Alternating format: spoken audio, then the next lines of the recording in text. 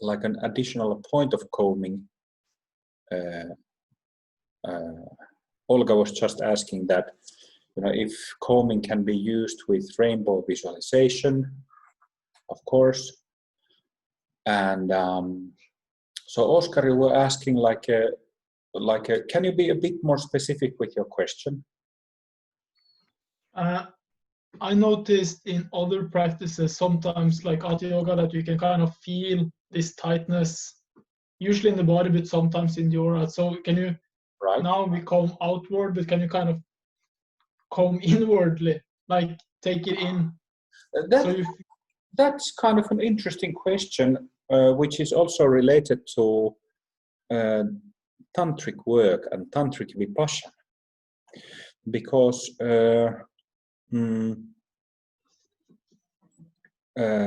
so when you were talking and were describing vipassana practice, that was largely from Sutra perspective, Sutra style vipassana. But in Tantra, we also practice vipassana. But to understand tantric vipassana, we need to understand sutric vipassana. So that's you need to have like a basic understanding and some experience from sutric vipassana to really be able to comprehend tantric vipassana. And now what you're asking, Oscar, is that you're saying that sometimes you feel something inside your body, sometimes it's there in the aura. What to do with it? A bunch of things can be done with it. And like always, tantric practice means guru mantra and or empowerment mantras, and can be guru visualizations and deity visualizations. Can be guru mantra and visualization together, can be deity mantra and deity visualization together. So we're trying to have insight after insight after insight into the empty nature of mind, and to be more specifically into the empty nature of various kinds of selfing that comes up with habitual thinking, feeling, emotional reactions, comes up with through memories. What else? And is founded on this foundational energy called substrate consciousness, or alaya vijnana. This basic fog, this kind of dull gray mass of energy. So we're trying to see through that. And in Tantra, the methods, the techniques are always tantric. And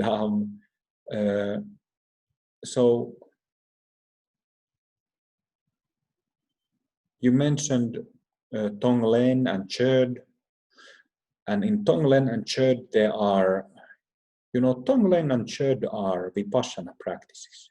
They just have like a tantric form, tantric flavor to them, like energetic flavor to them.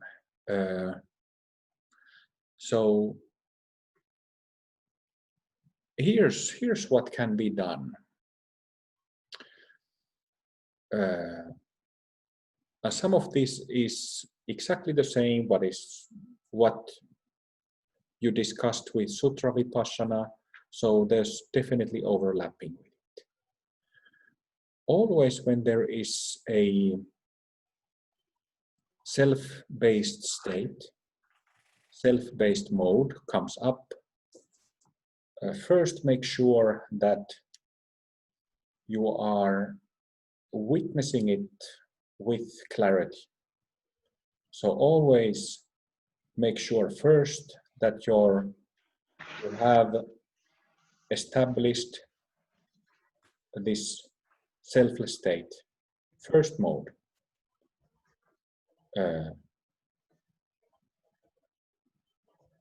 and this has been discussed. Carl was also discussing, was it today or yesterday, how to do this. Pets with pets and so on.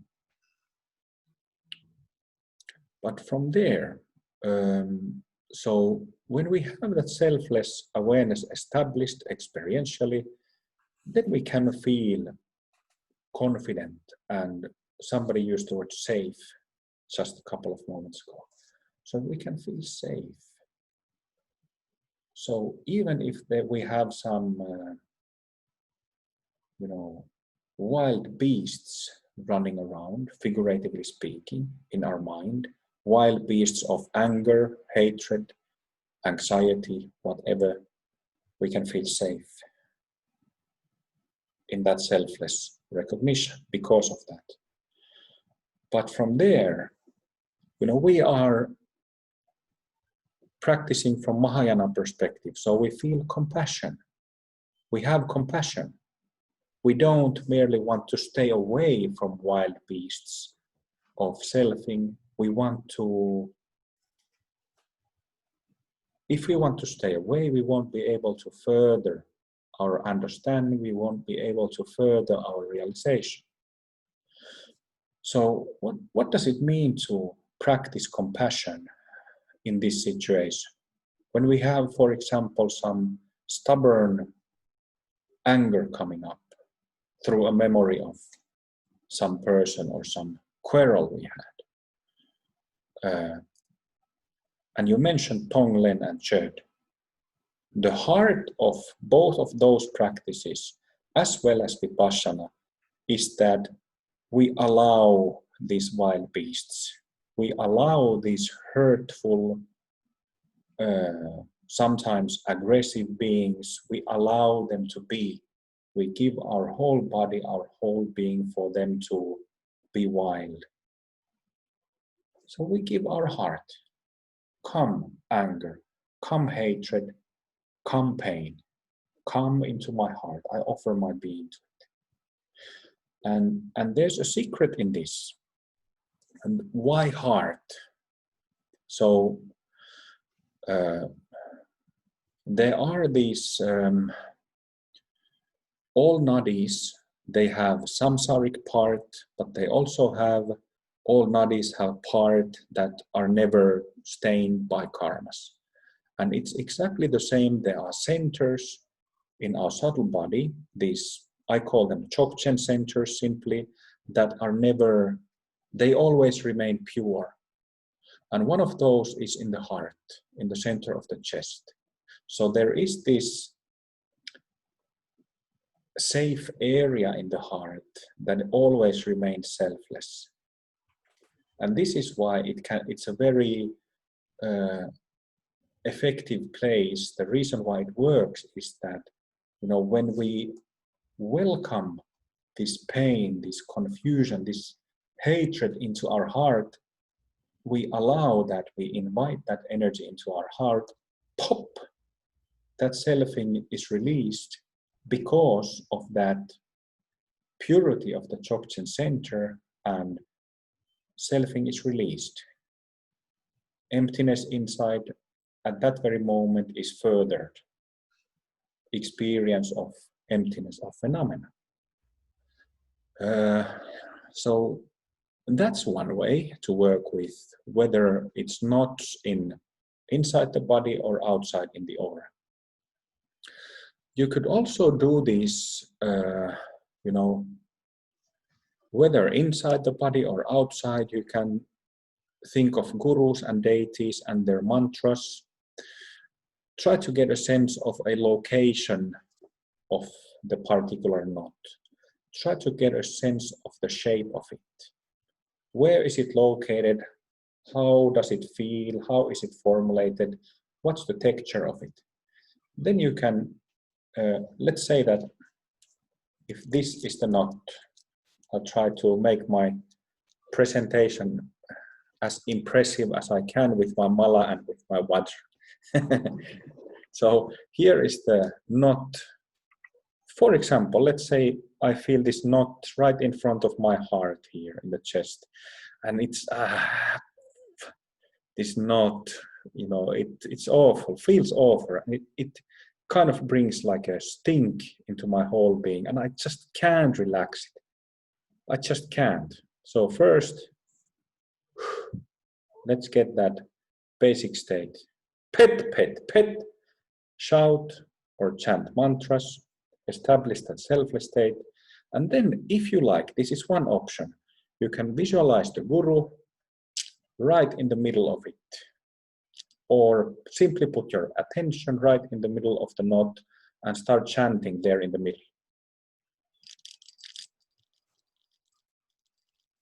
Namo Guru Rinpoche, Namo Yeshe Tso Gyalye, Namo Guru Rinpoche, Namo Yeshe Tso Gyalye, Namo.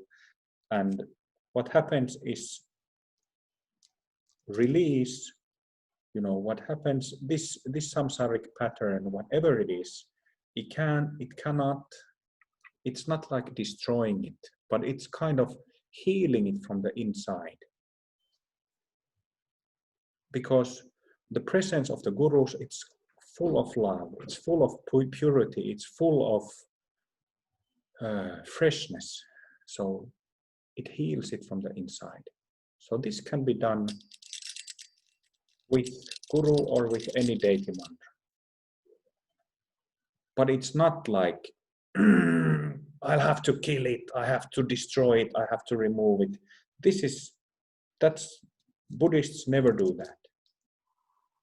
And this is actually, Machik Labdron was mentioned earlier, and she was saying that, I don't actually remember if it was her or Dampa Sangye, Machik Labdron's guru, who said that Machik Labdron was also heavy on pets.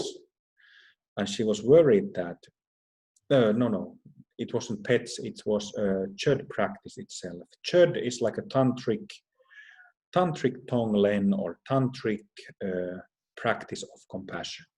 So she was really worried that her practices would be used for, like, as an exorcism of, you know, negative energies or negative spirits. Because she was worried, because that's not according to Buddhist view. We don't fight and battle the darkness. We don't want to kill the dragon. We want to tame it. We want to become friends with it. We want to understand that the dragon is us. That the dragon is part of us, parts of us. This is Buddhism. And Kim, that is the Vipassana that we were talking about earlier, about actually bringing it into it, identifying it non-intellectually, bringing it into it, and letting the light dance through it. But where you had the Vajra there, Yeah. This is, I was just talking more like a tantric application of Vipassana. But having said that, it has to be added that, you know, rainbow body yoga, it's,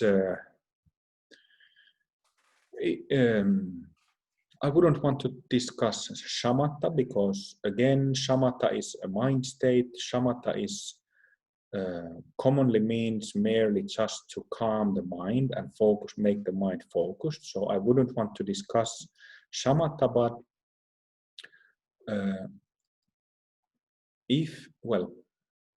so rainbow body yoga has two purposes.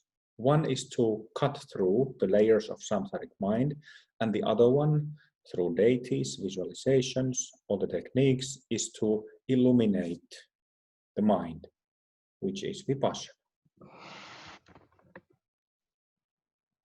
Kim. Yeah. Kim. Yes. Just a quick, it's kind of a segue, but yesterday we were talking about bodhicitta, and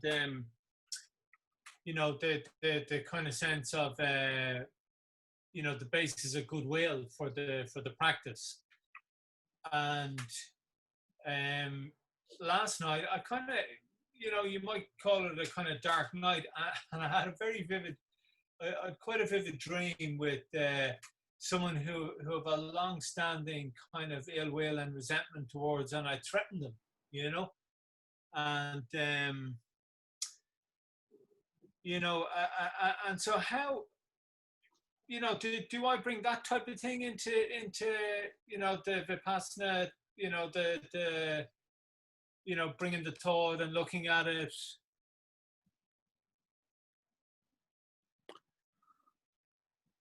I don't know, Connor. It's up to you.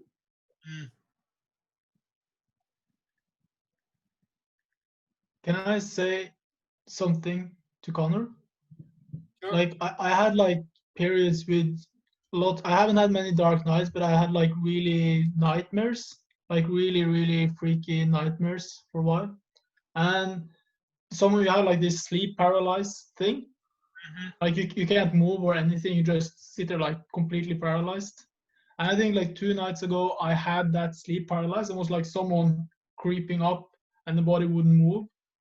But I think this is the first time like the awareness was there, so I can kind of tell that the body had a feeling, and separate from that feeling there was the image. And I kind of woke up quite fast, but it wasn't like nearly as intense. Like it was like it started to affect the dream. It felt like it was pretty cool. Yeah, to have that, because it was like it's just a bodily thing. It was not demons, or it wasn't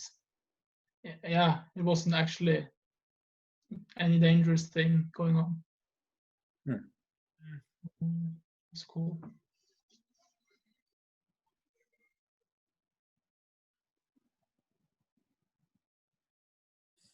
Yes, so I'm glad that finally I had the opportunity to share this calming practice, because you know, it's been literally the idea of that has been coming to me for 1 or 2 years, but I just haven't had proper opportunity to.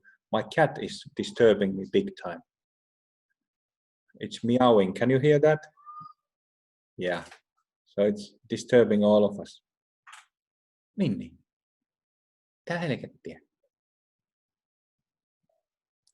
So yeah, so I have been kind of looking for a good opportunity to share it, because it's really effective and useful. So now you've learned it, so please use it. Let's continue to